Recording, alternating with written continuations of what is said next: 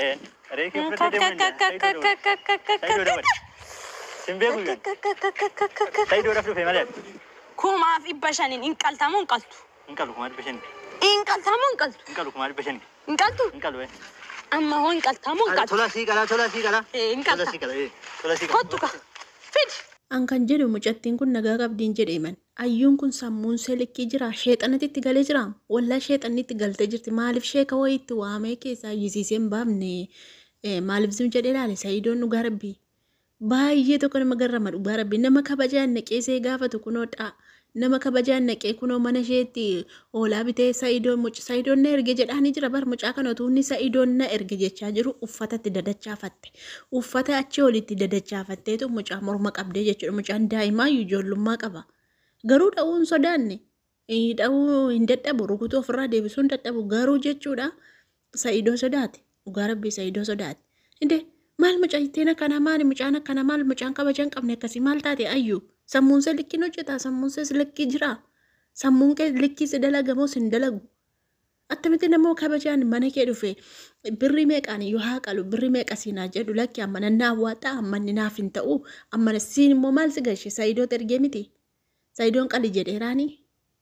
Sayidoon olaanaa manatti naa geessi jedhe malee qali jedheeraani. Siin maaltu ol si utaalchisee jechuudha.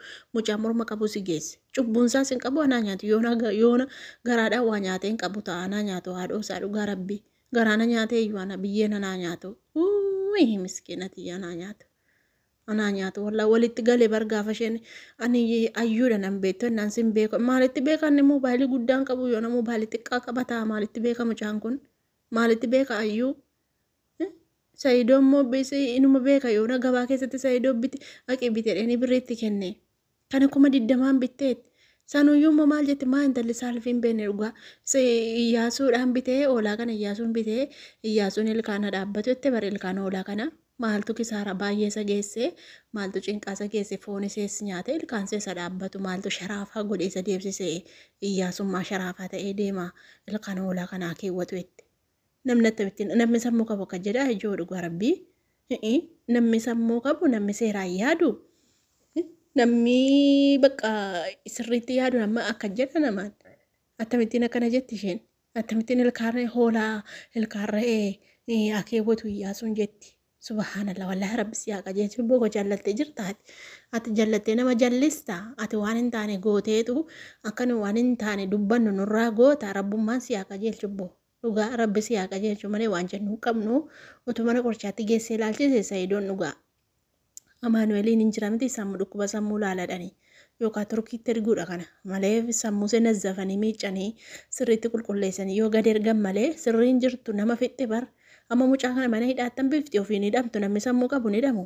Namni sammuu qabu namni maraa ta'anii yoo dhaqee mana qorichaatti ilaalamte sammuun kee maraa ta'e ni hidhamtu. Kan amma adagaarra bu'u kan balaarra bu'u Sayidoodha waan ta'eef mucaa kana adagaa keessa buustee jirti Sayidoo kana argitanii jirtu. Dhugaa rabbii gubataadhaan maa ijoo nan bade mucaa maa maraatti nan bade maa intanna akkana safuun beekni nan bade kabajan beekni maa. Mucaa xiqqaa kana fa'aa maal gooti Iyyaasuullee haa ta'u Iyyaasuutu balleessee. Asatu dhibdii fudhatee dhaqeenna amma mucaa kana maal namni birrii ammana gatiin ammana yoo naa ta'e jechuu hin danda'u kana isheen itti ol baate. Ani na beettaayi. Akka kun biyya fixxe bar dhugaa rabbi biyya fixxe kun biyya baxabbatte addunyaan baxabbatame. Mootummaan qabeen bara maaliif sammuun hin qabaanne mootummaan qabeessin hidhu. Sayidoo hidhii sansalata bitiitii hidhii ayyuu mana keessatti hidhii. Ilaa kun ijoollee kee karaatti heddeetu akka barbaadde reebdi. Sumayyaa miskiina walla. Maal abbaan manaan keeyyuu gubatee sumayyaa koo dhugaa rabbi. Maaloo ittiin dhiyaatin sumee koo dhugaa. Maal haadha koo rabbi si haa eegu giftii koo malee maraatuutti seenti. Isheen waa beettiif diddee dhugaa rabbi malee maal sammuun see sillikkiin hojjetu ijoollee sammuun sillikkii ta'e mukas baala sirrukuttee naalakkiin jirtu. Rabbi nagaa abuusu dhugaa rabbi baay'ee rakkoodha. Anna nyaata rabbi si haa qajeelchu giftiiti. Yoo beettee goota ta'e rabbi si haa qajeelchu. Garuu jechuun boonuun intiniidha natti fakkaata jaarsa amma sooressa miti ree amma Sayidoon kuni abbaa qabeenyaati miti. Ilaalka abbaa qabeenyaati miti ofiin bultuudha natti fakkaata. Ta'innaa ofiin bultuu abbaan mana qabeenya waan qabuuf waan barbaadde yoo goote isatti irratti baasa. Kana biraan immoo osoo sodaachisaa jiraachisti. As kana feete natti fakkaata. Laa ilaaha illallah Muhammad rasulullah. Aboo kun cinqii dadhabne wallahi cinqii dadhabne. Namicha garaana nyaate wallahi. Qoy booniin immoo maal gochaa jirti inni seni urgoo ofitti baxabbaxu yeree dabbiraa dhunati. Kana sammuu hin qabne akkasitti nu piraankii gochaa jirti natti fakkaata. Sa'idoon ilaalle ani viidiyoocha dhaqeen ilaala malee waan Sa'idoon biiroo keessa jira. Isheen immoo intinii gochaa jirti. Urgoo wayii kenneef natti fakkaata. Piraankii wayii gochaa jirti urgoo ofitti baxabbaxi. Boonii duute si'a godhu. Simmaan alcaballaxii dhugaa ayyuun ofii uummataan anneessite. Isheen raamoon dabbaraa yuugaa dabbiraa nati. Ayyuu sirraa dabbara. Ayyuun osoo qabdu ati immoo maani? Laphee keessa gubataa dhadheen gaddi jaarsi keessa reebee si qaxaqqaxee. Baga si reebee baga sirraa gasheeshoo. Amma dhaqaan kana ishee irratti gadhiise Sa'idooni. Isuma nagaa gaafatuuni viidiyoo kana waraabee dhufeeni viidiyoo ayyuu waraabee dhufeeni. Gaafan dhufee editiin godha jedhee gadiin buusa jedhu gannaa buusuu dide. Saniin booddee silkiin koo guutee gaafan dhufee viidiyoo keessaa dileetu. Inni waraabbadde dhufe daqiiqaa 9 dileetii ta'e na dura. Achumarraan aaree dhiisee kunoo footoo irratti sagalee qabuuttira. Malee jechuudha ayyuu rabbiin du'aayii godhaafi hundaafuu du'aayii godhaafiiti. Malee narrabsinaa siin abaarinaa arguma yoomii arrabsitu arguma yoomii abaartu. Abaarsiif faayidaan qabu dheekkamsoniif faayidaan qabu danda'ame gorsanii deebisuudha malee. Kuni quufummaadha bariin quufte. Maa ijoolleen amma tokko abbaa qabeenyaa fa'aa kana biyya keessaan beektu miti nama reebdee galtii ijoolleen mana barumsaatti bari quuftuudha quuftuun talaati malee sammuu qabdu akkana gooti maa nyaatti nuddin hojjetti miti maa.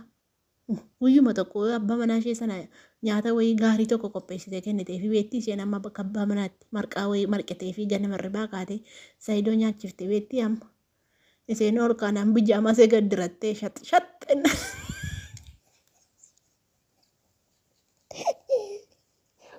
Rabbi kiyyate abjuudhumaan illee ayyuu natti hin fidin dhugaa rabbi. Abjuudhumaan natti hin fidin dhuuf faarseen baqadda dhugaa rabbi. Yaa rabbi kiyyate hin dandeessa abjuudhumaan natti hin fidin ayyuu na ajjeefti dhugaa rabbi. Maal kundi darbatamtu seexana wajjin mokkorsoo qabaan. Dee jinni mokkorsoo qabamu waan dhugaa rabbi luucceseen baqadda mana otoo nasiicha argee otoo na lalatti argee ayyuumoo a'uuzu billaahi min sheexan abba mucaa korra hin jiraadha maal taate mucaa kootiif ummaa kootiif hin jiraadha maa abboo anas akkasii onneen qabu dhugaa luucceseen fiiga dhugaa rabbi miila lafatti fuudhee maan namuu nan qabdu na qabittii laata. Argitu dhugaa rabbi yaa rabbi kee abjuun maallee natti hin fidinatti darbatamtu kana biyya fixxee